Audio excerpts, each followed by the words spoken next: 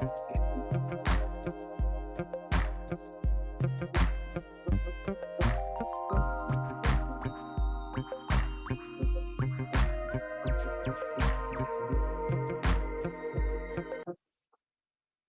right, good morning. Today is Monday, August 8th, 2022. The markets have opened in the green today after a mixed week last week. So we'll take a closer look at that here in just a sec. But before we do, we have our next monthly capital markets update and outlook call scheduled for next week. It's going to be Thursday. Let me pull this up so I can show you. If you head on over to the events page on our website, you'll see it's Thursday, August 18th. That is next week. This presentation is the same format as our halftime report luncheon that we hosted at Oak Ridge Country Club last month. Again, this is your opportunity to kind of look over our shoulders, see what we're seeing. We cover the positives in the markets, the headwinds, and we lay out our outlook or our expectations for what is to come. Next week's update will be online only again, so take a few seconds to RSVP today, and you'll get that reminder email with the link on how to join us. And we sincerely hope to see you on these calls. Looking ahead after that, we also have the start of our essentially fall education calendar. On the 25th of August, we have 4 keys to cutting college costs. We're going to talk about tools and know-how you need to pay less for higher education. So if you have kids or grandkids who are getting close to college age, this would be a great presentation. As always, we invite you to invite them to attend these presentations as well. And then that night, actually, we have our annual client appreciation event, our Capital Cruise client event. So I think we're pushing 100 people on the boat already. So if you have not RSVP'd, please do take a few minutes and RSVP. We sincerely hope to see you on board. Looking out past that, we continue the education message with an inside look at qualifying for financial aid. And then we get into some Medicare presentations. We have 30 minutes on Medicare basics. In between, we have our next monthly update there on the 22nd. On September 29th, we continue the Medicare conversation with managing healthcare expenses in retirement.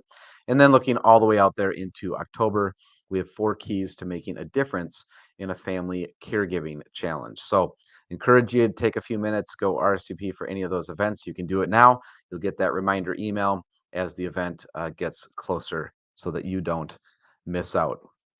All right, so with that, I'm going to go ahead and roll today's intro, and then we will take a closer look at what is going on in the markets. Life is too short to worry about what the next headline could do to your life savings. Hi, my name is Eric Hagan, and I keep my thumb on the pulse of the economy and the markets, so my clients can focus on things that are actually important to them. Thank you for joining me the next few minutes. Today's weekly economic view update.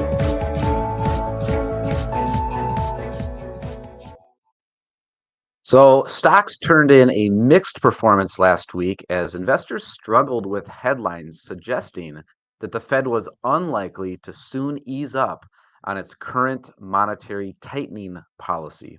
The Dow Jones Industrials Average slipped 0.13%, while the Standard & Poor's 500 rose 0.36%.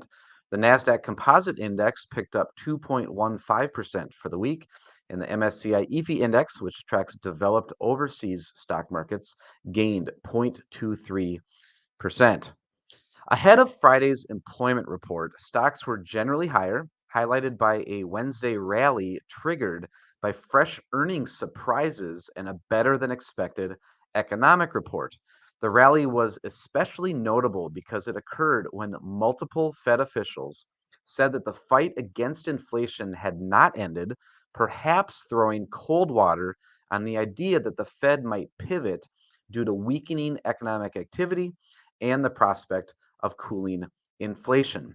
Aside from this single day of enthusiasm, markets were a bit jittery, especially as investors monitored Speaker of the House Pelosi's visit to Taiwan. A robust employment report on Friday reinforced the idea that the Fed would likely stay the course on monetary tightening, resulting in a mixed market for the week. So the U.S. economy added 528,000 jobs in July, doubling the consensus expectation of 258,000. the unemployment rate ticked lower, falling from 3.6% to 3.5%. Coincident with this job creation was strong wage growth, as average hourly earnings rose 0.5% in July and 5.2% from a year ago. Leisure and hospitality, professional and business services, and healthcare led the way in reported job gains, as seen in most sectors of the economy. Even sectors such as construction, particularly vulnerable to rising interest rates, saw job gains. The labor force participation rate moved slightly lower, slipping to 62.1%, its lowest level this year. As always, we will keep our finger on the pulse of what's happening in the markets and the economy, and we will automatically make changes in your managed accounts as we feel are in your best interests. If we are not investing your life savings for you, I invite you to learn about our personalized approach at www.smartmixportfolios.com.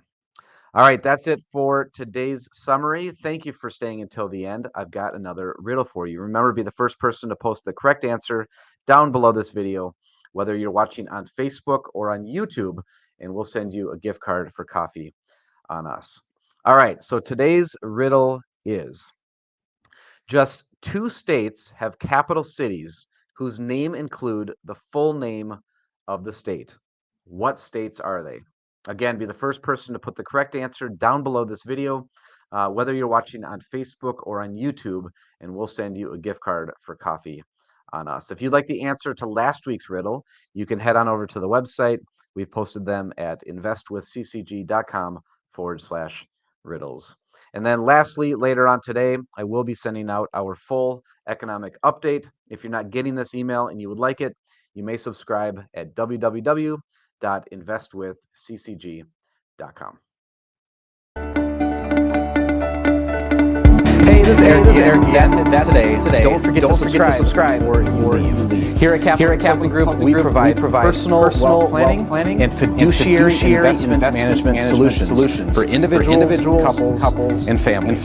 To learn how to see your entire financial situation both today, as well as every year in the future, go to clearfinancialfuture.com and watch the short 2-minute video. To learn how we give our clients life savings the attention it deserves, and to see how we're doing, visit smartmixportfolios.com. And lastly, if you'd like help investing your 401k at work, visit me over at 401kinvestmentpros.com. Thank you again for your time today. I'll look for you next week.